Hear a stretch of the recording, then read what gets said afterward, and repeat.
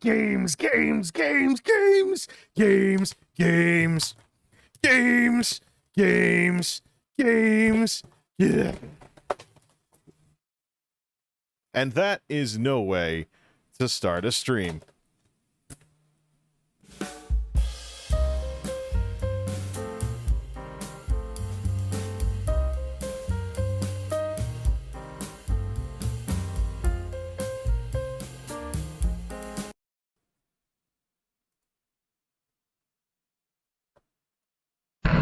It's time to play some stuff. It's time to play some stuff. And that right there is the most random entry and streams, the start of stream ever. Now let's get back to the right scene collection and fix the camera.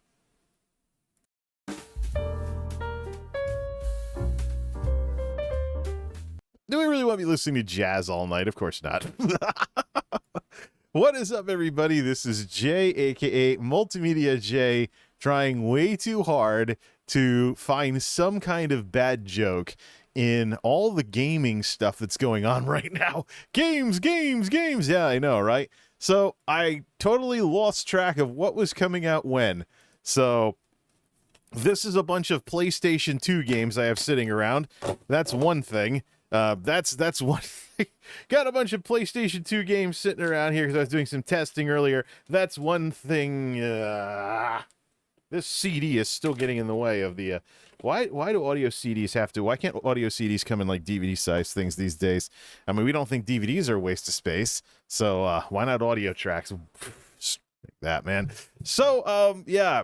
I completely and totally lost track of all the gaming-related stuff that's going on right now, even as I continue trying to get used to this Xbox Series controller here. So, where do we even start with that, man? Where do we even start? First, we start with dropping the right levels, the levels down to make them a little bit more notable here. So, the cat game is out, Stray. Day one buy, day one download, and I was like, maybe there's some crap that needs to be patched like most new games these days. So I'll wait a while before I start playing that. Plus, you know, what a time to start Octopath Traveler on stream and then have all this stuff go on. And now we have, well, whatever you want to call it. And then there's Forza.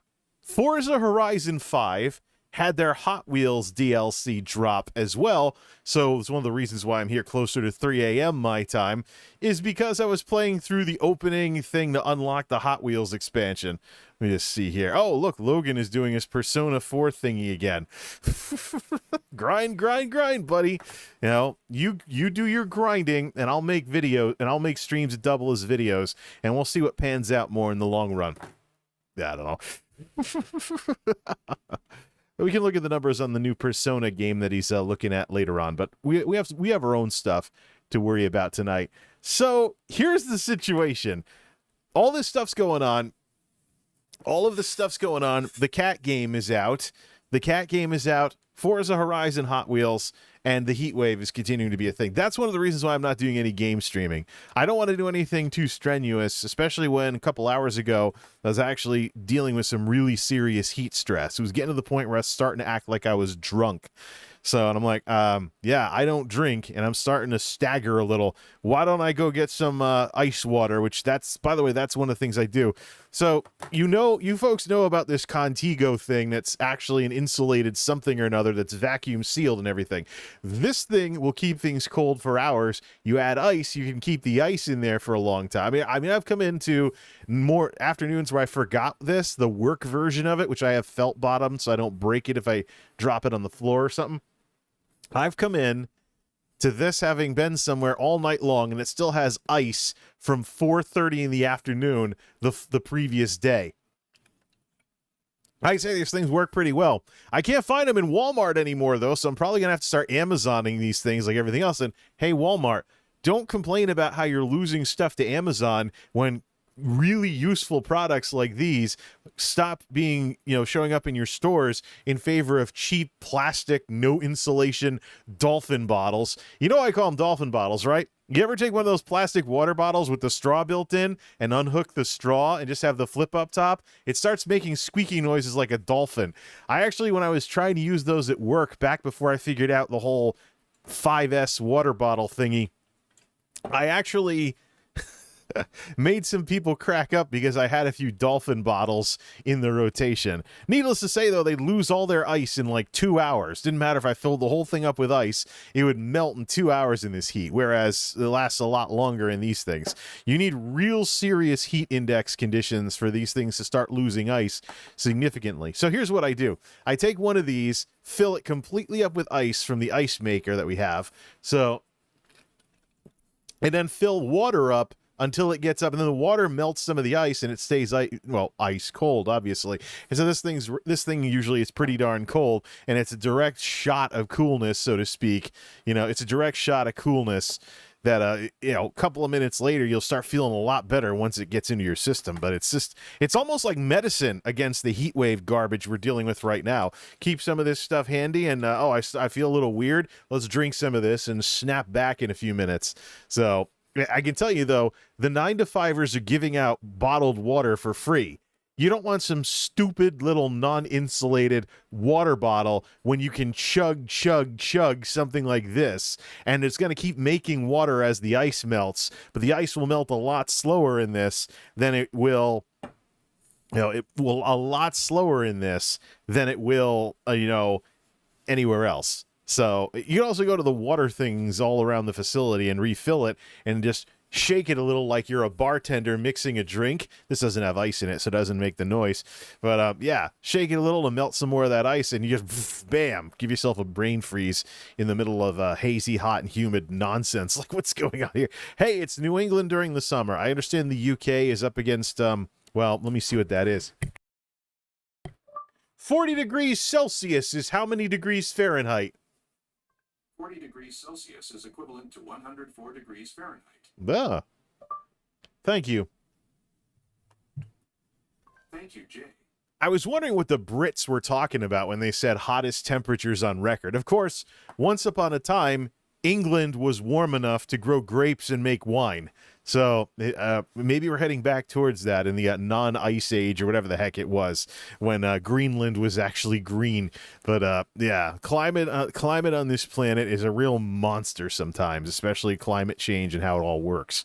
But yeah, so yeah, anyways, so I see what the Brits are talking about with the super hot weather and stuff like that. So the way it works around here is we're less than an hour from the ocean. The big thing you got to look at is the dew point. The normal dew point in the summer is around 60 degrees. 60 to 65, you start to feel a little hot. 65 to 70 is when it gets sweltering. Above 70, like we had last night, is Florida dew points.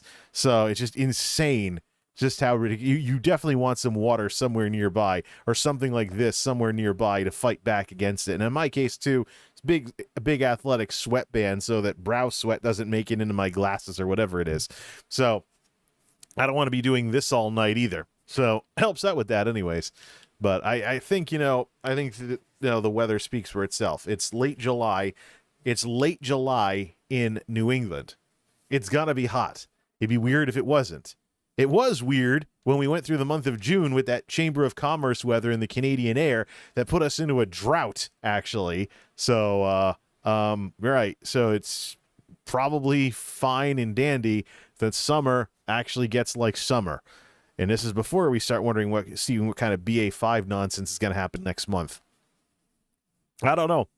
I think if BA5 doesn't knock some people out on quarantine, we might have people blowing sick time to go to the beach. We'll have to see what happens this Thursday. We have free food next Thursday for the company cookout, but the annual company cookout. But this Thursday, I wonder if people are going to run off to the beach for that. Hopefully there's thunderstorms in the forecast. This is the only thing that would make you actually hope that there are thunderstorms in the forecast. So yeah, the weather sucks, plain and simple, and I'm not going to be doing anything too wild and crazy.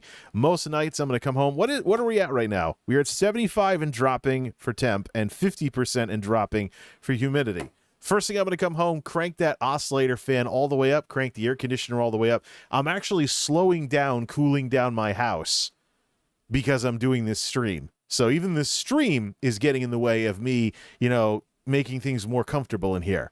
So it's really not all that conducive to YouTube stuff. So, hey, I got some games to check out. Forza Horizon expansion and the cat game as well. Might stream it, after I become a little bit familiar with it and stuff. I don't know if people really want to see someone play a video game who flat out doesn't know how to play it yet. So I might check the cat game out a little later on, I might just enjoy it. And that's something we really got to talk about too, and make into a regular theme with all of this, is that there's a difference between being a gamer and being a streamer. Your experience of a game when streaming is going to be different than your experience of a game on your own. And you have to weigh the pros and cons of each way of playing the game for the first time. We have one more recap thing to talk about, and then we can start talking emulators. Why I'm not a big fan of them. Still not a big fan of them. I'll probably get into another big argument because I'm talking about this stuff again, just like I did last decade. But I've been thinking a lot about that lately with some of the things people have been making YouTube videos about. But first, Twitchcon Amsterdam. There's more to the story. I thought that I was done talking about this until today. Today, I found out about the Twitch streamers who are now walking around on stream with suspicious symptoms who were at TwitchCon Amsterdam. We know there were people spreading COVID at that event. Not on purpose, but we know COVID gets around very, very stealthily. That's one of the big reasons why it's such a problem. So, we know there are people spreading COVID at the event, and, we were wondering, who is going to get it there? I said yesterday it was too early to find out who got it specifically at the event, but it's Wednesday the 20th now, wee hours of the morning. Day one of it was last Saturday. Last Saturday was July 16th, 17th, 18th, 19th. The fastest incubation is about 3 days. So the people calendar yesterday on the 19th who started displaying suspicious symptoms, you can correctly suspect that they might be in denial about having caught COVID at the convention if they got it on day one. Now, the thing is, if they got it on day one on the 16th, the hot zone for incubation would not have been on day two on the 17th. But for any after party streams, stuff like that, on the 18th, 19th or something like that, or after the convention streams, then we can be suspicious. But I'll just say this, Twitch. Hey, Twitch, you need to ban these people for putting others in danger and not taking care of themselves. All these policies about not harming yourself, taking care of yourself, not grinding away too much in video games, not encouraging, destructive behavior on all these policies that Twitch is well known for. If there are streamers out there who are pretending they didn't get COVID at this event, and they're going around with suspicious symptoms and won't take a test and won't let their audience know what's up, ban them. If they won't quarantine, force them to by shutting down their accounts for 2 weeks. There's got to be accountability somewhere in this pandemic stuff. We can't just have people minimizing everything to death with their heads in the sand, trying to make it like the pandemic isn't still a thing, even our own administration over here in the United States. The Biden administration is being like, we have the tools, protect yourself during BA5. Anybody who follows this crap could have told you a long time ago, Mr. Biden, that BA5 was the big one. And yet, there's wishy-washy behavior in Washington. There's wishy-washy behavior on the mainstream media. There's wishy-washy behavior all over the place that has given people a lot of false hope. And so what's coming, wherever this thing may go, is just us reaping what we've sown with everything, the disinformation, people not wanting to educate themselves, people coming up with excuses to not get the vaccine, not get the booster, not vaccinate their kids. I mean, it's not 2020 anymore. We have ways of dealing with this stuff. Game over. It's not 2020 anymore. We don't need to live like it.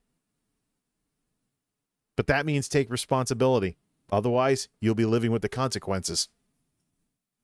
So, in Twitch, be responsible for these content creators, because how much more does Twitch IRL streaming need to be synonymous with people going around messing with people just for content?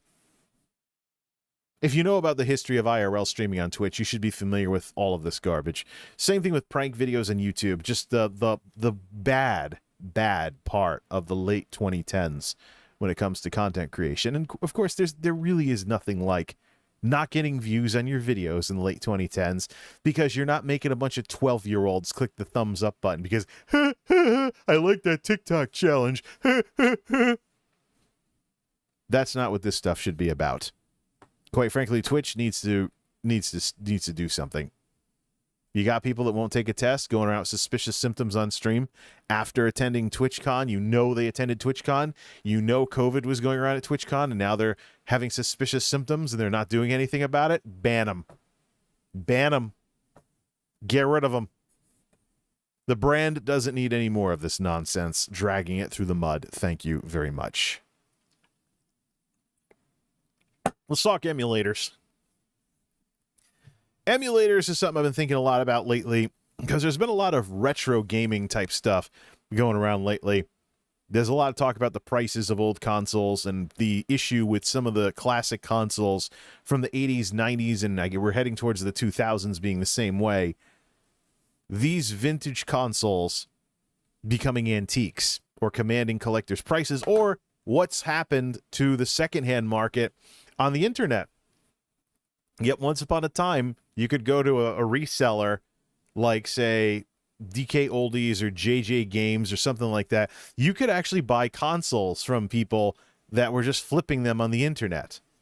You know, maybe do a little bit of cleaning, some kind of, value-added stuff to make it more reliable. Put a new 72-pin connector in an NES. Stuff along those lines. You could have done that. You could have just done that a couple of years ago.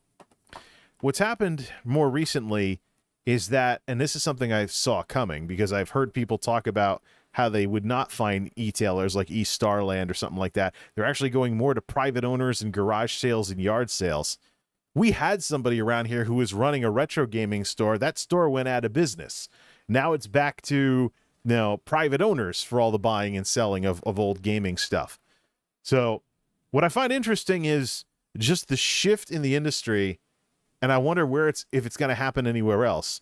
The eBay factor that exists because of Facebook Marketplace for retro gaming hardware.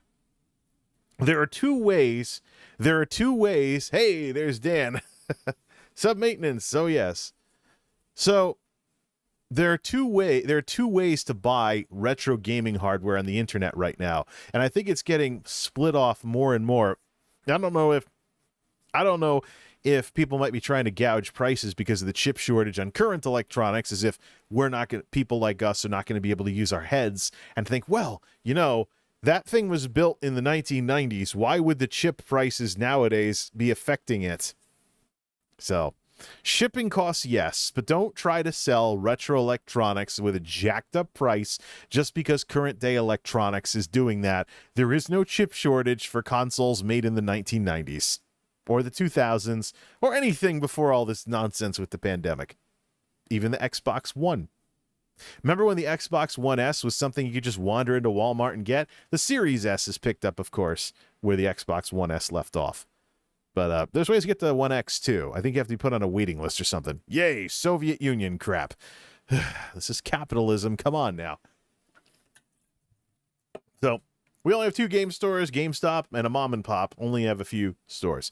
So, probably the biggest disruptor when it comes to retro gaming is the splitting off of all this old inventory between refurbishers and people actually selling the old-fashioned way. The refurbishers have pretty much taken over on all the big sites like Amazon. Same thing, too. You go to buy a secondhand computer on Newegg, you're going to get a bunch of refurbishers. You're not going to get some pride. You want to buy a gaming PC as is without it being some refurb job, you got to jump on Facebook. Facebook Marketplace is the new eBay. eBay, what even is eBay anymore? Other than, you might check there because of the strength of the brand. Facebook Marketplace puts names, faces, and hometowns on a lot of these sales. You don't have to worry about like some fake account or something. Then you could just arrange like meet them at a gas station somewhere, or bring a power inverter box to make sure the thing boots up or something like that. I mean, I've got one for jump starting in the winter that I never use for jump starting. I just keep one handy in case the car won't start. But it's lead acid battery, can power moderate sized devices. You can just put some low power screen on there to make sure that there's a screen and some sound. Have it take HDMI, get a little tiny TV with some speakers or something, or a panel, then plug it in and just do things that way. Oh, yeah, Craigslist. I almost forgot about Craigslist. Yeah, that's right, Dan. And I see laptops, maybe a monitor. Yeah, well, Craigslist kind of went down the same route as well. But Facebook Marketplace, when you can know that it's somebody in your local area that's selling this stuff, then you could, of course, see if they're flipping lots or something. If they only sell lots of stuff, then you know they're getting it from somewhere else. But if it's some random Joe who's selling an old Xbox 360 because they just don't play it anymore, then, I mean, this adds kind of a human local community connection in there instead of always having to go through resellers. Of course, there's a good chance, just like with cars, the vintage example of this that I remember from my own childhood with my stepmother and my stepsisters buying new cars. When you buy cars private owner, you're usually buying someone else's headaches. So same thing with gaming stuff. If there was something wrong, you're buying the something wrong and stuff like that. There might be some gremlins in there that you can't like turn it on for 10 seconds to make sure it works and then find out about. So you might be buying someone else's headaches if you buy someone else's Xbox or something, or someone else's PlayStation. But yeah, could be a lemon indeed, Mr. Dan.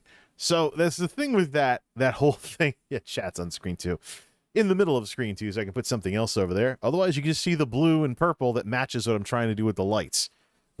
These new lights, though, have a little bit of they need a little bit of work in order to really do that. I think the fiber light might be an issue, but it's cool how the fan's blowing it around, so it's not just static or anything. And we'll bring back the Christmas tree and the lava lamp when it gets cold out. So here's the thing with that, though. With retro gaming, you got to think about the experience you want to have. I've traditionally been somebody who has not been a big fan of emulators. So, long history with them. Emulators and myself go all the way back to high school, when in the late 1990s, there were computer nerds who were sneaking ZSNES. See, background works nice. Well, yeah, this background is from Kubuntu, a Kubuntu Linux distro from the middle of the last decade, and that inspired Geek House Dark Mode because I really liked the blue into purple thing. Might have too much purple, though, with the new setup. I don't want it to look like a Twitch streamer too much. I like when it's more blue than purple. Either way, emulators and myself, we go all the way back to ZSNES and Nesticle in the 1990s, when people used to sneak them in on floppy disks and put them on the school computers. And so I called them ROM ninjas because they'd be stealthy and they'd sneak ROMs onto the school's computers. And you'd be walking by, and this isn't even accurate. Drop the controller. They'd be sitting there doodling around on a keyboard playing a Super Nintendo game or something like that, and there'd be emulator bugs as usual, so the scrolling wouldn't be right. And see, it was that experience, though, that when I saw like Final Fantasy II, the Super Nintendo one, which was really Final Fantasy IV easy mode, so I would see people playing a Super Nintendo game and it wouldn't look right because of emulator issues. Emulators have always had that.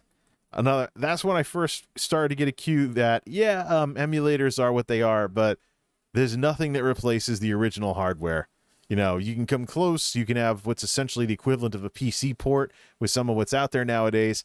But, the best way to get the vintage experience is to go all in. And in some cases, get a tube TV. Speaking of tube TVs, one of the reasons why we're having this conversation, my dad put into an email more recently. My dad recently put into an email that my old tube TV from my last place that I got rid of when I went flat screen in 2008, my stepmother has it in the basement for any exercise. She doesn't do it. She doesn't actually do any exercise. She sits around watching CNN all day. Oh, the joys of retirement, right? Apparently she watches CNN and gets obsessed with the headlines. And then when she finally turns the TV off, she will go see if there's any birds in the bird feeder or something. And occasionally they get out of the house and stuff along those lines. It's just like, but at one point she actually set up an exercise TV in the basement of the house I grew up in. And when I gave them my old tube TV when I was getting rid of tubes, I mean, it was a Sanyo, pretty decent size, like 24-inch Sanyo 4.3 TV.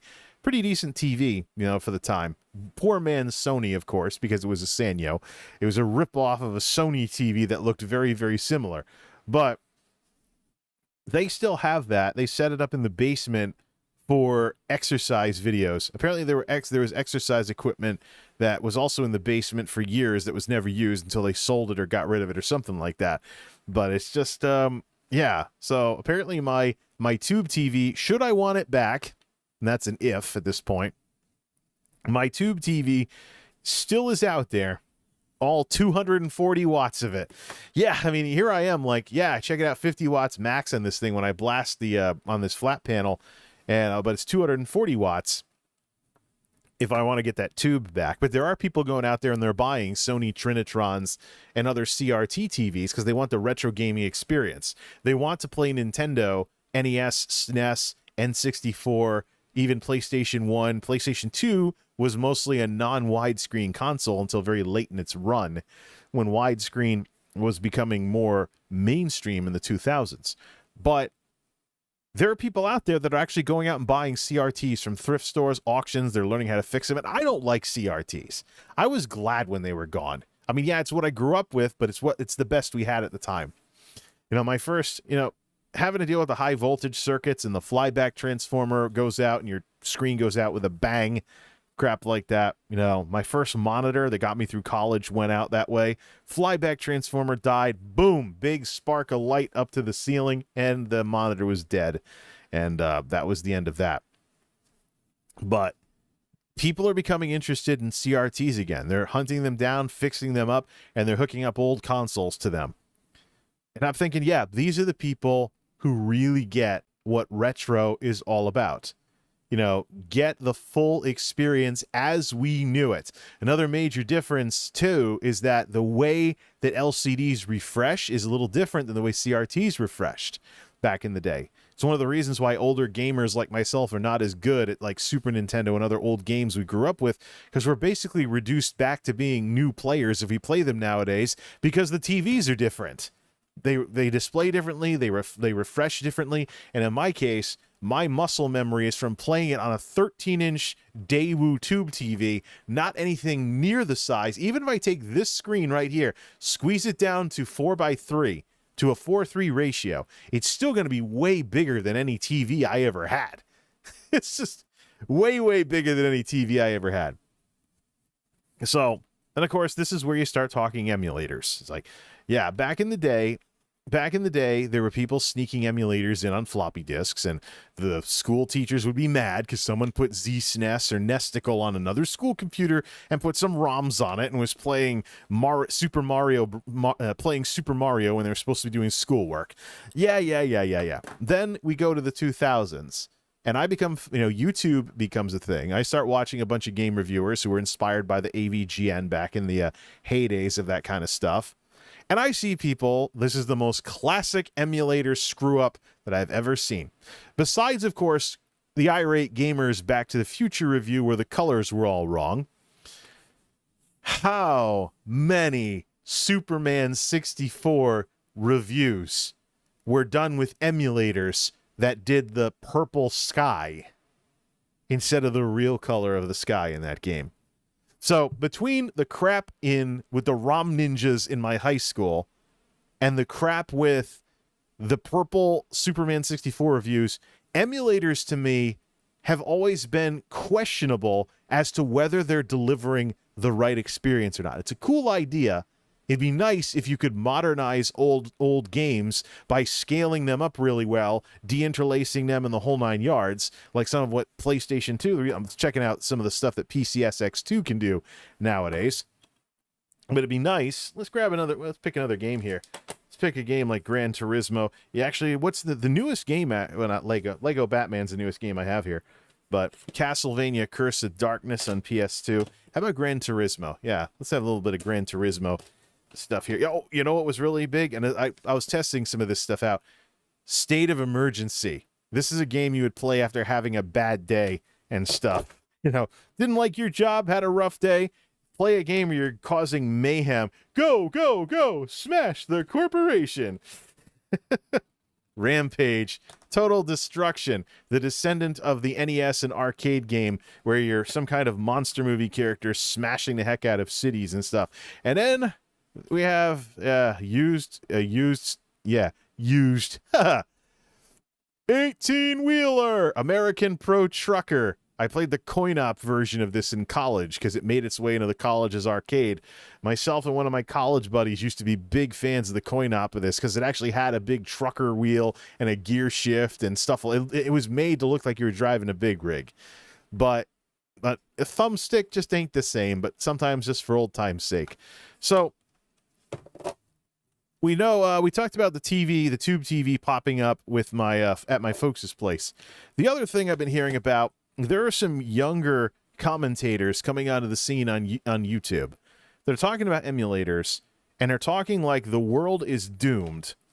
They're talking about it like the world is doomed, as though, you know, if the hardware dies, we're going to be stuck with emulators. So you might as well get some kind of higher, you know, we might as well get some kind of, you know, higher quality experience through something like PCSX2. The problem is, I've been testing games at PCSX2 now that I finally got it working, figured out what I kept screwing up the other times I tried doing this. They all have emulator issues. Pretty much, it's a given at this point that folks who are like, oh, use emulators, blah, blah, blah, they're going to tell you to digitize your games. Because, you know, but I'm not looking for that. I'm looking to play these games like CD games on PC. You know, if I'm looking to have like a PlayStation 2 emulator, that means my computer acts like a PlayStation 2, which means I read off the disc. The problem is you read off the discs, it causes weird lag in the audio and stutters your game, which might be one of the reasons. I'm just curious what fraction of that happens when you read off of a hard drive or an SSD, because you digitize the games instead and you run them off of hardware with more throughput on it. But I could not for the life of me get these games to run in a believable fashion like they do on the PlayStation 2. And I still have a PlayStation 2. It's right over there by my PlayStation 3 collecting dust. It's a PS2 Slim. Used to have a fat one as well, but wound up selling it in favor of just having a PS2 Slim for any PlayStation 2 that I still wanted to play. Lego Batman. Here's what came with my PlayStation 2. I got the Lego Batman thing. Lego Batman bundle. One of my favorite games, Castlevania Curse of Darkness, introduced me to the post-NES Castlevanias when I found this one cheap at a used game store. Stuff like that. Some of these, I think, actually have reproduction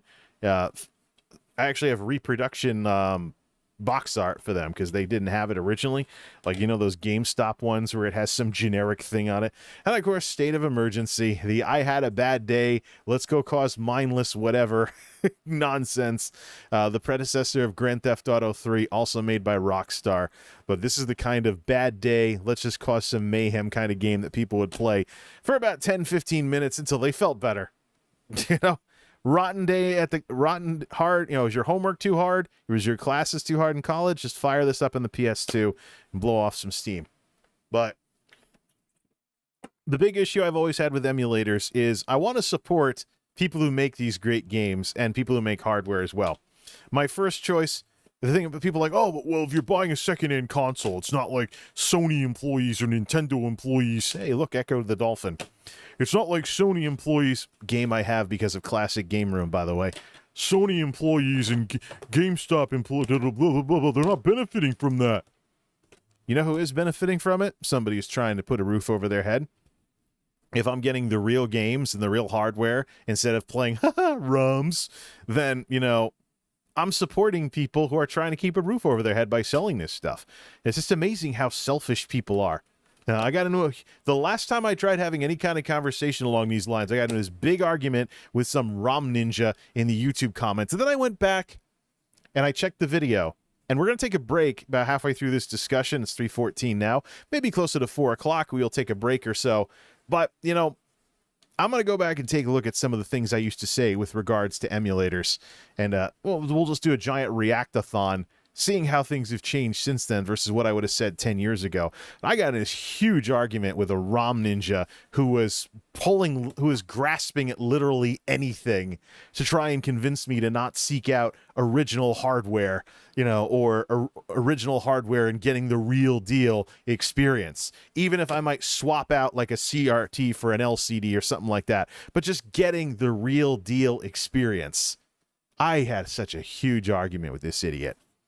You know what's interesting? I look like I'm talking to myself in the comments section now from the arguments I would have gotten into back then that I no longer will because I've grown up a lot since then.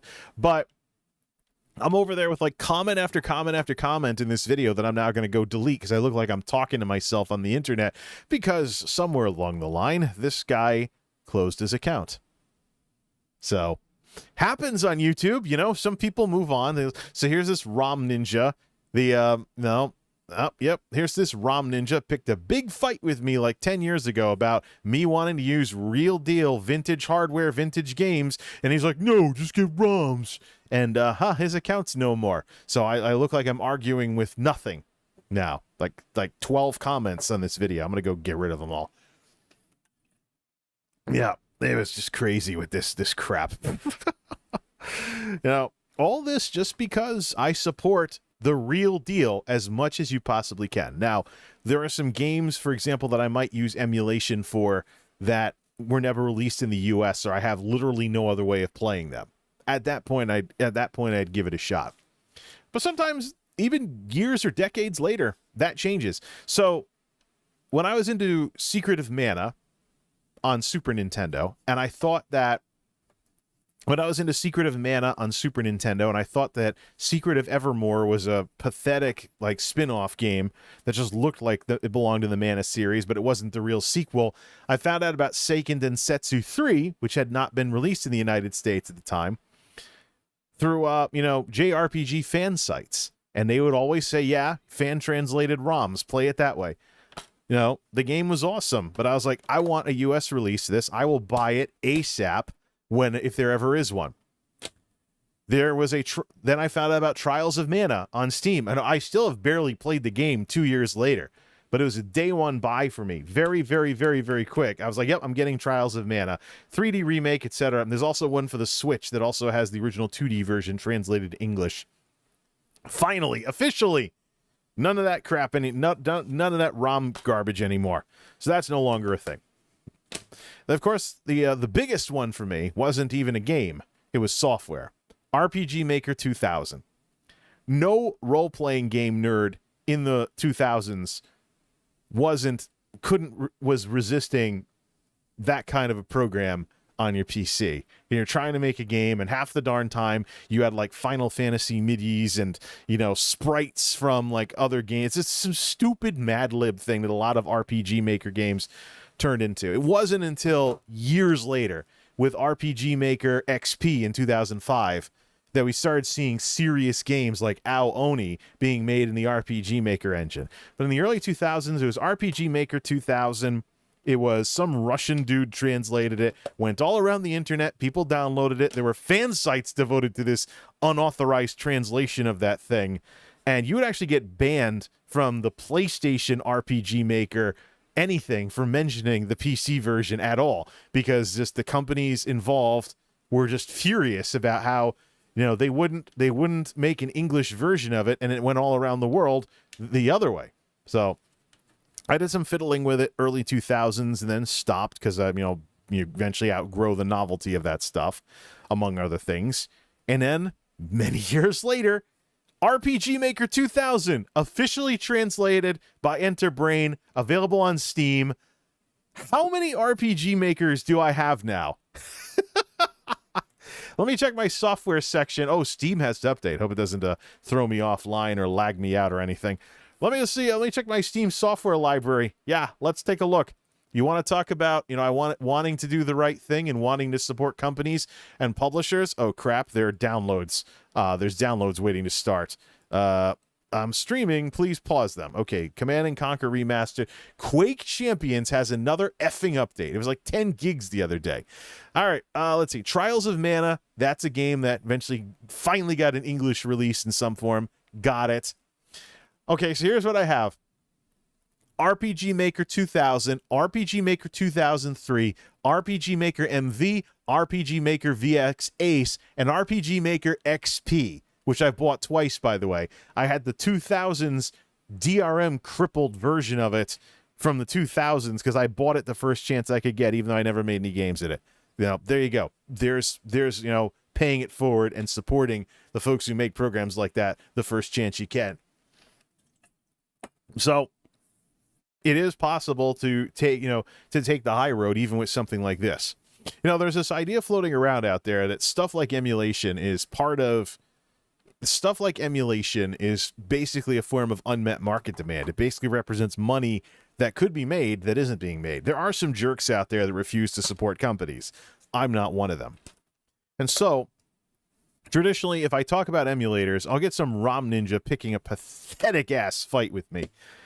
Last go around, I even believe they were trying to tell me somehow that the Super Nintendo, because it was an old 1990s console, sucked a ton of power compared to a PC, when the reverse is true. I've hooked up watt meters to a Super Nintendo because I still have my original Super Nintendo from the 90s. Only a couple of watts on that old thing.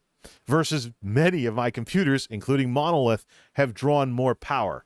So I would be drawing more power by playing those games on emulators on PCs as opposed to the real Super Nintendo. Oh, but what about batteries? They can be replaced. There's lots of knowledge floating around out there about repairing consoles, repairing games, repairing save batteries. Retro is alive and well. You want to go, if you're over on Twitch, DS Koopa, Cody, the guy that runs the Pink Gorilla Games the Pink Gorilla Games store up in Seattle. He routinely does Twitch streams where he plays some drum and bass music and he like works on some hardware or something like that. So retro is alive and well. And if you're willing to develop some electronics background, you can be taking care of your stuff. You know, there's stuff that I got rid of because I thought, oh, it's worn out, it's done nowadays, that I wish I hadn't because of everything that's out there. There's repair kits, there's things like, you know, besides, you know, new save battery tutorials, there's game bits for, you know, fixing old games, old cartridge games that won't work. There's that. There are replacement lasers for consoles, replacement belts for consoles, drive arrays, things like that for consoles. Remember that? Remember when people my age who grew up with cartridge consoles were making fun of CD consoles because, you got rubber in there, it's gonna dry out and the belt's gonna break. Your Xbox 360 is not gonna last as long as my NES.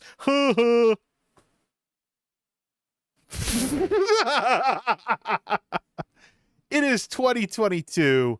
We have Amazon. Nuff said. Shut up and sit down, old man. Oh, wait, that's me. So, one of the catalysts of this. Watch the TV. I just got it this year. One of the catalysts of this is that there are commentators with big YouTube channels who are way too young for the PS2 to be anything but a childhood console. Who are going around saying that PCSX2 is the best way to play PlayStation 2 now. Give it up, the emulators have won. Original hardware is over. It depends on how you look at it. What kind of experience are you asking? If you're playing PS2 games, this is not a good one because that's Gran Turismo. I used to have Beyond Good and Evil until I sold it because I bought the HD remake on PS3's digital store. Thing is, though, one of the unfortunate things that's happening with gaming in the 2020s is that corporations are being morons. We just saw it with Ubisoft and the Assassin's Creed thing, and I am very disappointed at all these commentators out there that are going crazy about that game that got pulled from Steam, and they're not telling the part 2 of the story. Ubisoft has a Steam clone with the Ubisoft launcher. There's a store in there that you can buy Ubisoft games from directly from Ubisoft without having to go into Steam. That's how I got my free Assassin's Creed game when they gave that one away after the fire at Notre Dame Cathedral in France. So, if you want that game that got pulled from Steam, even though it was in the Steam Summer Sale and it got pulled, if you want that game that got pulled from Steam, you can get it from Ubisoft through their launcher for $100 for like a big bundle of like 7 Assassin's Creed games. Steam on steroids. You know how many times I've seen a Steam bundle and I'm just like, it's on sale, but do I want to spend that money when I already have 3 of the items in a 6-game bundle? Sucks. That's one of the reasons why when the Grand Theft Auto Definitive Editions came out, I very, very quickly bought San Andreas from the Steam store so I could complete the darn trilogy and have the original versions in case there was some retconning going on at Rockstar and the definitive editions, you know, wouldn't be perfect replacements for their predecessors. I don't care if the graphics are dated. If I'm playing San Andreas, and this is then we got to ask ourselves, what are we looking for with these retro experiences we're seeking after here? If I'm playing San Andreas, I'm playing a 2000s game from 2004. Maybe 3 on the PlayStation 2. Something like that. San Andreas, I think it was 04 though. Was it? No, it was 04 PS2, 05 on PC. That was like a delay for the PC version of that. Rampage, Total Destruction. I had fun with this game back in the PS2 days. Still have it. Still have my PS2 as well. Thought about getting rid of it. Thought of getting rid of all the consoles, just going PC only, but I'm kind of rethinking a lot of that nowadays. Especially with all the self-service stuff that's out there. But anyways. So there are commentators on YouTube. There are commentators on YouTube that are saying that the original hardware has lost and that emulators are the best way to experience PlayStation 2. And I have to say to that, what are you looking for? How authentic do you want your experience to be? Because the authenticity of a retro gaming experience, let's face it, it's a spectrum. It's a sliding scale. You know, I'm not willing to go hook up tube TVs again, have to deal with CRTs anymore. But wouldn't it be nice? We know Samsung has curved monitors that curve this way. Imagine if they had a curved monitor that was convex and it curved like an old CRT and it had a scanline generator in it for that retro experience.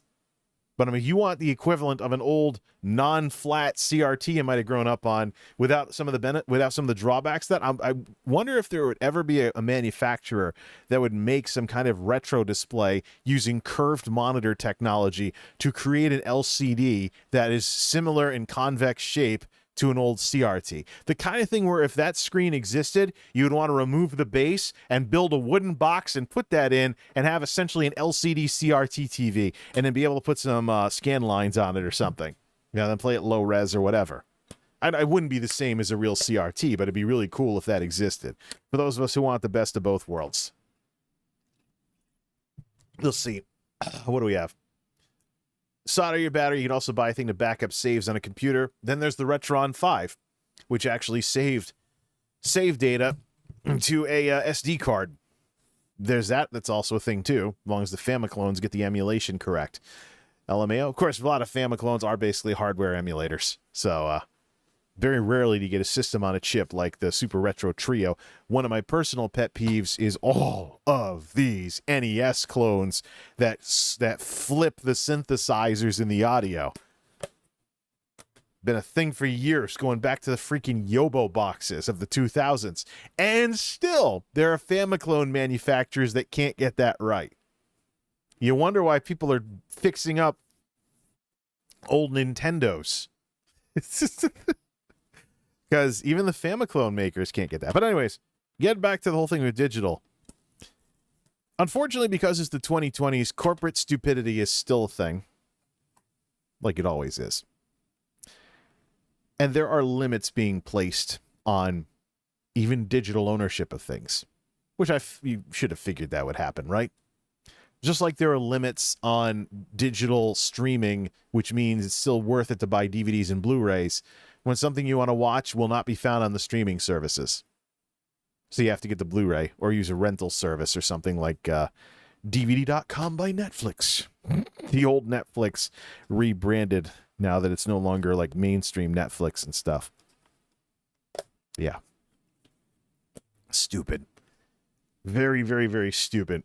Let's see, need a supercomputer to run on for PCSX2. Not really, I just needed some CPU and some graphics. I'll play Vice City on the PS2. I think a lot of the problems I had with PCSX2 is I didn't digitize my game. I was trying to run it off of the disc. Because, you know, we're talking about using a computer like a PlayStation. Trying to use a computer like a PS2 here, you know, and then there's emulator after emulator after emulator. We don't support running right off the disc. Then what's the point? I got these games around, you know, if something ever happens to my hardware, I'm looking for a way to play them. Oh, we got to digitize them.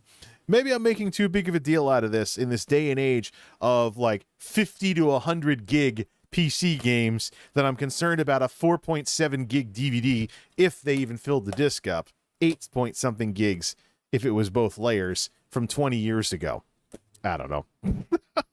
And don't forget Xbox 360 getting hamstrung by using regular DVD because the high-def format that it supported, HD DVD, lost. And, well, the HD DVD drive for the 360, was that even made to serve as a disc format for games? Or was it literally just a movie player? I think it was just a movie player. So I think Xbox 360 would have held back development of number of assets in a game, Nintendo 64 style, regardless of what the outcome of the format war was. Yeah. Poppin' games opening close too, huh? This is Gran Turismo 4. Did I get this one used or new? Can't remember if this is one of the ones I managed to pick up new when PS2 stuff was on clearance, when PS3 was becoming a thing. But, yeah. So, all this time later, and, well, I'm still skeptical of emulators, quite frankly. I could try digitizing these games and seeing if they run any better when they're getting loaded from an SSD or a hard drive. Probably should try the hard drive first. Lower throughput, see if we still get the problems with lagging, stuttering, and screwing up the audio.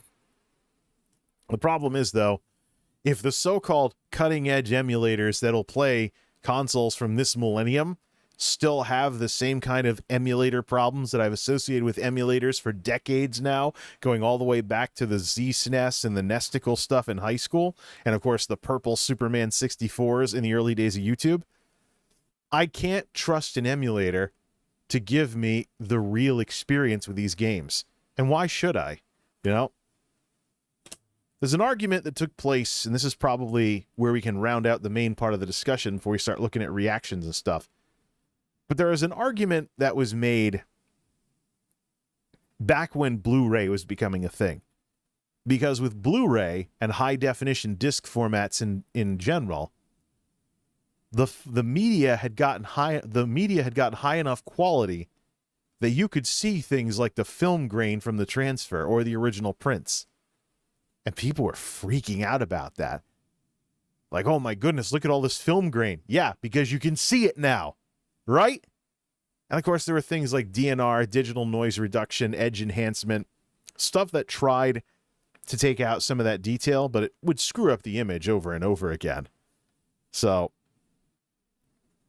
like the Predator Ultimate Hunter Edition, aka Ultimate DNR Edition, making action movie heroes look like wax figures on the screen, introducing, maybe even going so far as introduce a little bit of Uncanny Valley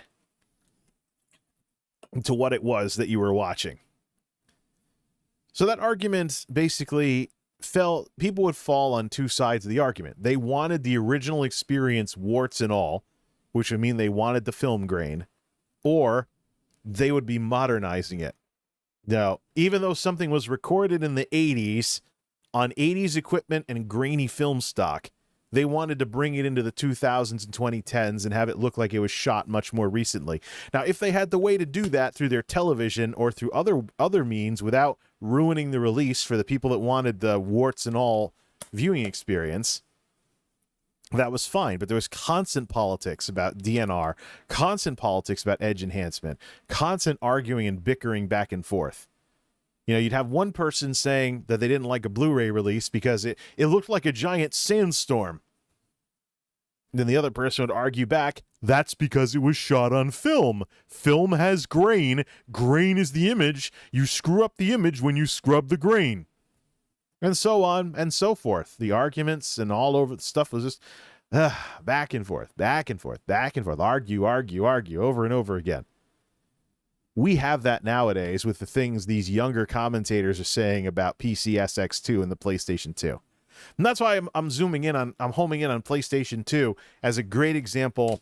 Let's pick another game here. This is why I'm homing in on PlayStation 2. Let's do Ratchet and Clank. There we go.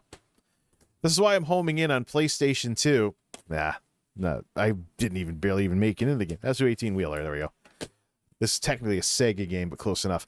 This is why I'm homing in on PlayStation 2 specifically, because some of these younger commentators who are just too young to really appreciate, to have been able to appreciate the PS2 as a grown-up, and it was like one of their childhood consoles alongside the Xbox 360 or something.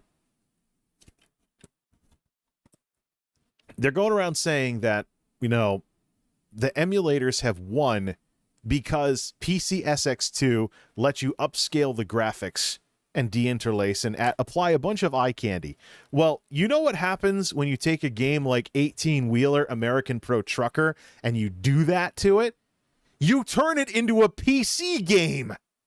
This is what PC games have been able to do for a long time.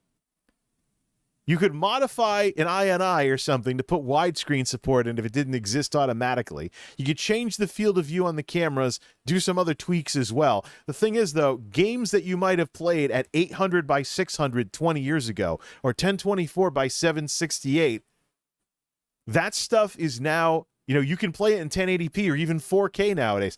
I really like when people take something like Unreal Tournament, the 1999 OG version of the game, and they're like, look at me, I'm playing Unreal Tournament in 4K. Yeah, I mean, if you have a PC game that takes the resolution from what's available in Windows, that's going to be doable. You're going to be able to play games from decades ago at 4K. But that's what you're doing with these emulators. You're turning games like this into PC games because you can upscale them. And that's exactly what they look like. PC games. Sure, they look better. They absolutely look better. I'm a PC gamer. I like stuff at maximum resolution with lots of anti-aliasing, anisotropic filtering, the whole 9 yards. I do that all the time with all my games that are current. I'll play remakes. You know, I'll play GOG games in DOSBox, then upscale that. I'll run reshade. I'll do all kinds of crazy stuff. That's a PC game. So when you take a game like this, a console game from 20 years ago, maybe a little more nowadays, and you run it through an emulator and you upscale it to 4K and you add in a whole bunch of eye candy that didn't exist, you're creating something new. You're basically creating a remake using the original software. But the experience that you're getting is an experience you created all on your own. It's not the experience that I might have with this game on PS2 in its heyday. Of course, I didn't play very much PS2 back in its heyday. I mostly played the Grand Theft Auto games, so let's use State of Emergency as an example of this. I think I did actually try playing State of Emergency on my friend's PS2 in college. Yeah, State of Emergency. This poor game got a lot of flack because it came out a little too close to 9/11. But the experience I had playing this game, non-widescreen, PS2 era, if you upscale this and you jack the graphics, you create something different. Sorry. You want the experience I had? You want to be able to relate with me on what it's like to play this game? Play it the real way. Play it the same way I would have. CRT, non-widescreen, warts and all, PlayStation 2 hardware.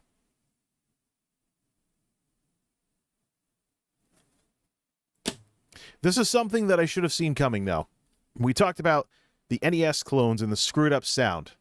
Well, the Yobo boxes of the 2000s started this problem that has led to what's probably going to happen today if people emulate PS2, as opposed to fixing up an old PS2 and hooking it up with a component cable or an HDMI converter, even, something along those lines.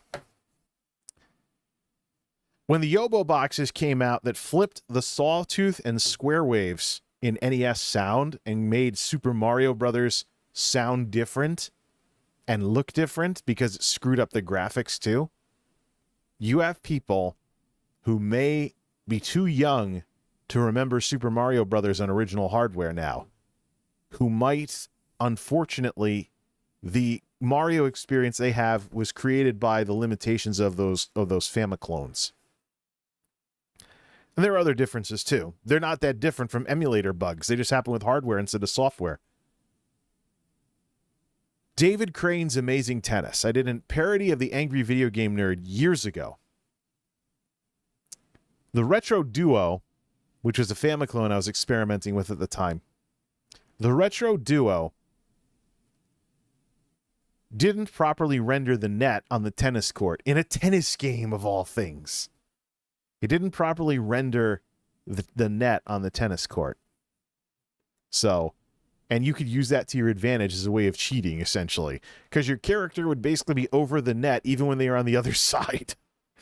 So there wasn't the proper 3D render, not 3D, but 3D-ish rendering that would put your character behind the net. Your character would run, basically clip the net and be running on top of it. It would be like it was part of the ground. So then there are other things too where, the colors were off and the sound was distorted on one version and stuff of the Retro Duo and stuff along those lines. Plus, I think mine didn't make it more than a few years before it died. So, and, if your system on a chip, Retro Duo, whatever, Famiclone dies, then what do? How do you repair it? It's just, there are NESs from the 80s that are still chugging along. Could probably find one if I looked on Facebook Marketplace or something like that. I'm tempted to get one and start collecting for NES again. But we're talking composite video at the most and not even having stereo sound. So, gotta take that into account. Of course, this TV fortunately has retro inputs. So I can rig something up, bolt some cables to the back, put that in like a wiring harness or whatever it is. What I'm planning on doing, Monolith is over there, that way. Set it up so that the current console that I happen to be playing faces me. So I just put the games in that way, take them out, stuff like that. Still working on that setup, trying to figure out how I'm going to make that happen. But I also it'd be cool if I could film it too. Like if I did a stream, film the console humming away, even though it's just a waste of a camera. Of course, you have these Twitch streamers out there with like pet cams and stuff, like their cat or their dog has a cam or something like that. Well, how about we do like console PC cam or something like that for game streams and show the retro hardware that's running it. Get the silver bullet out here for playing Morrowind on PC and show that kind of stuff. But that's the issue. This goes back decades at this point. In the 2000s, back in the 2000s, when the Nintendo experiences started to diverge a little,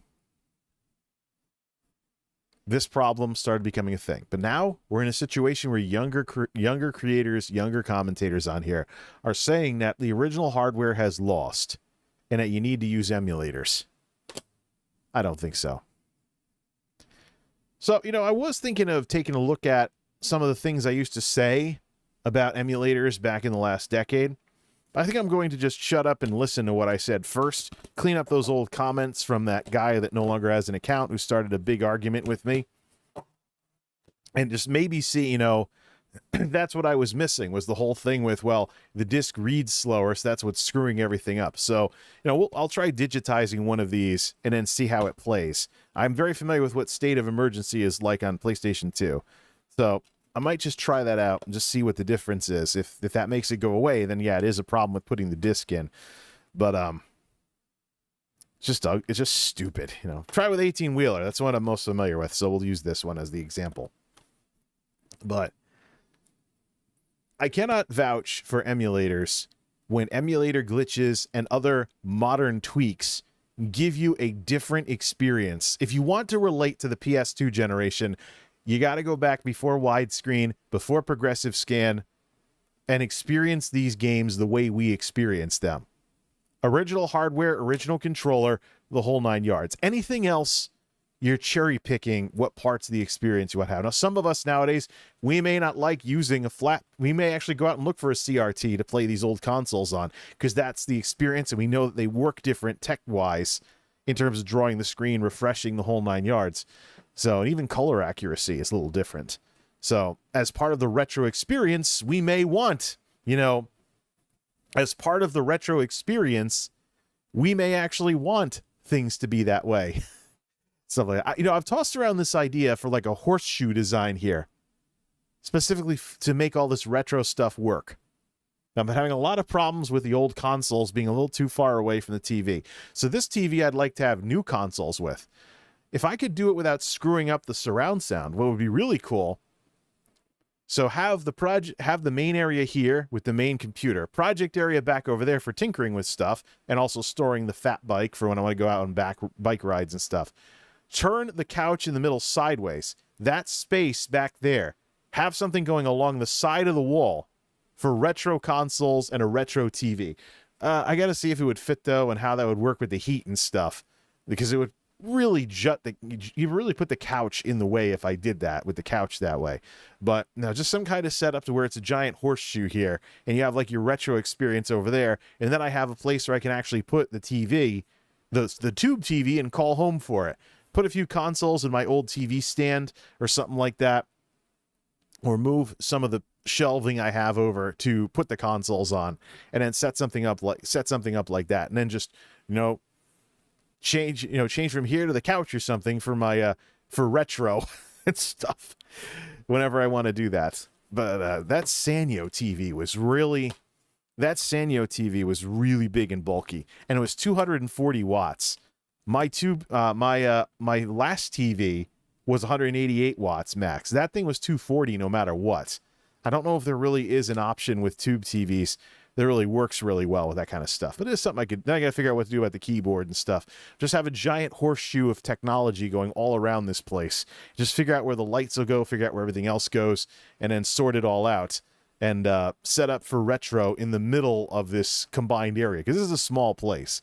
This is a small place. We just got to figure out what goes on the other side. And not put it too close to the furnace, which is on the other side of the chimney.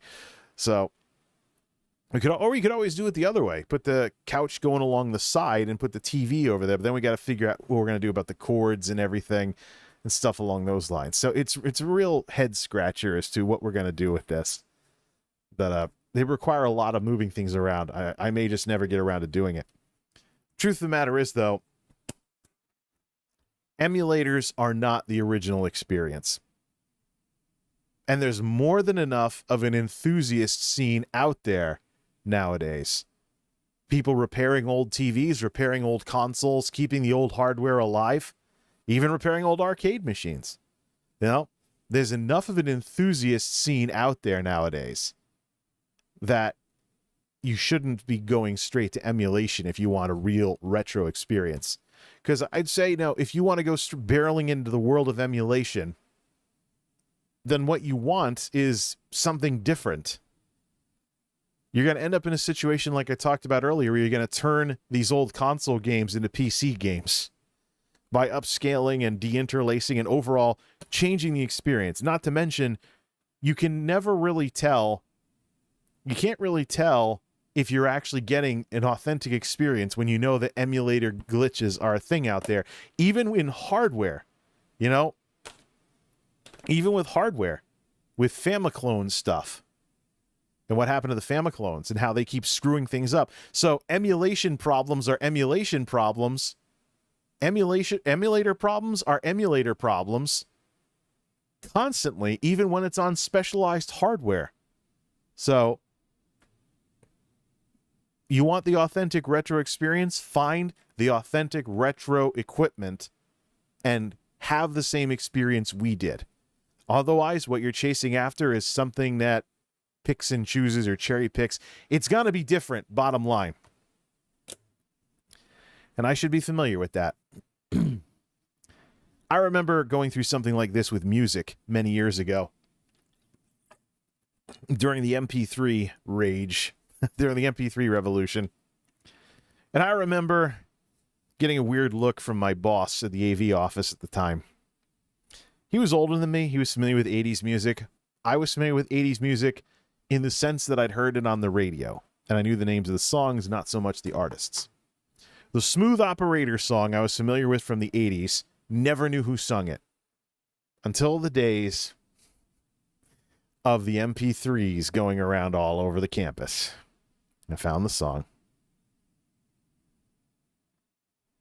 And when it came time to talk about who sang it, I called her Sade instead of Sade. Oh, I know that song. That's by Sade. Sade. Such disgusting naivete. But that was me, young, dumb, and stupid. Now, probably spent a little too much time on my computer at the time. There was no YouTube either, so wouldn't be very easy for me to find a video or something to check how it's pronounced and stuff like that. Oh, there was another one too, by the way. How about all those typos like Weird Al Yankovic? Yeah. Well, that's Weird Al Yankovic singing that song, isn't it? The biggest one, though, was it Harry Chapin? 70s song, Cats in the Cradle. There was a 90s version called, by some guy called Ugly Kid Joe. It got spelled wrong to Oogle Kid Joe. And so I actually heard an argument in the dorms about who sang the Cats in the Cradle song. It's Oogle Kid Joe. No, it's somebody else. It's Oogle Kid Joe. No, it's somebody else. Years later, I found out the real 70s version of the song that I was thinking of and who sang it. Weird. Yeah. You want the real experience with old games? Get the real experience with old games. Because you know what? Even commercial emulators are being screwy. The Wii Virtual Console. Wonderful, wonderful example of that. Oh, yeah. It was a thing on the Wii U. Not so much a thing on the Nintendo 64. Or the Nintendo Switch. I'm thinking of the Switch, the Nintendo 64, Nintendo Switch Online thing, and having to pay for a higher tier of Nintendo Switch Online just to get 64 in the first place. Stupid games Nintendo plays these days. You know, hard to believe I'm a Nintendo kid that grew up and now I'm a PC gamer who's on Team Xbox because of the corporate behavior of these companies. Well, that's a long way from where I started now, isn't it?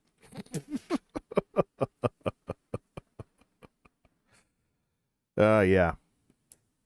Still not a fan of emulation.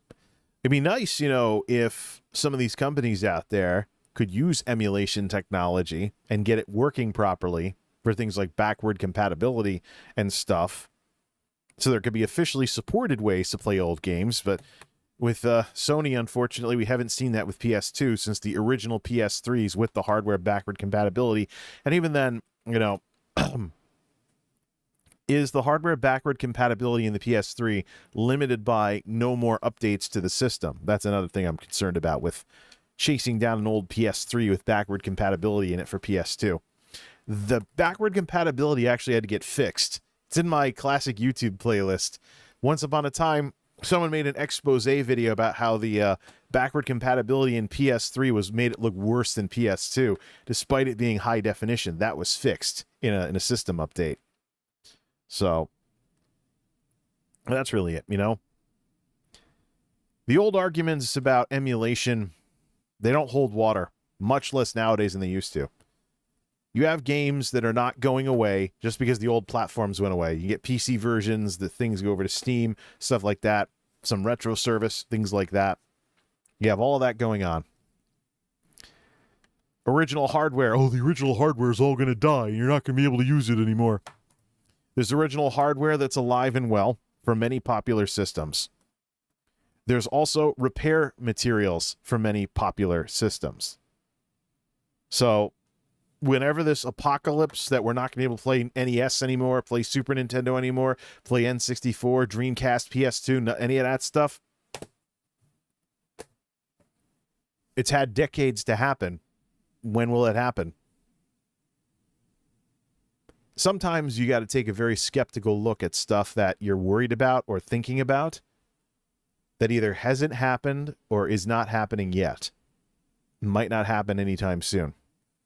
In the case of the apocalypse of the original hardware for many retro consoles to justify the use of emulators, still hasn't happened. Let's play some catch up on the chat here.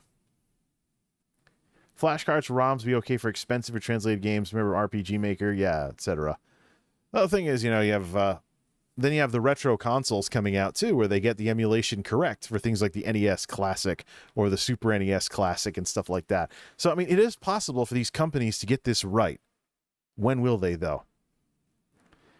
80s movies, give me the grain. Some games had to mod the I just to get it to work. Sid Meier's Railroads, oh boy. It'd be cool to have a PC cam. Indeed. It would also be cool if we didn't suddenly have experiences of retro stuff like this diverge into the people that had the real deal and the people that have a pseudo real deal, but they're trying to relate even though they can't because they took a PS2 game that was made for standard def, no widescreen, all the stuff of the 2000s, and they tried to turn it into a PC game by upscaling it like crazy and just changing the experience. But you don't understand that I want a nice crisp image. You want something that didn't exist on standard def TVs back then, so you're not looking for a real retro experience. It's just the way it is. You want the way things were in the bad old days. You want the experience warts and all. I'd even wonder if changing the 72-pin connector in your NES is even worth it. If you want to get into the blowing cartridges thing. Then again, it would have been nice if the NES simply worked. Like, changing the 72-pin connector actually fixed and stuff. So it's good that there are NESs out there that have that problem fixed. Because I remember having a brand new NES and it working on the first try all the time with all my games. It was the case in nearly all the time with my Super Nintendo and my N64, the whole 9 yards. So that was mostly an NES issue back in those days. So yeah, if you don't want to revisit the blowing on cartridges thing, that's cool and all. Although I would gladly teach somebody the techniques I used, that worked very, very well. Pretend this is an NES cartridge. And then like that, like you were trying to kiss the cartridge or something. That's what I did when I was that age. No, it wasn't that. It was, and in the NES, both ways, and then with the cartridge, like that. Really made an art form out of getting the game working by blowing on it. That's the stupid things you do when you don't know anything about electronics and the importance of contact cleaning and stuff like that. And stuff along those lines. Thank goodness it was corrected in later systems so that cartridges didn't even get dirty in the first place.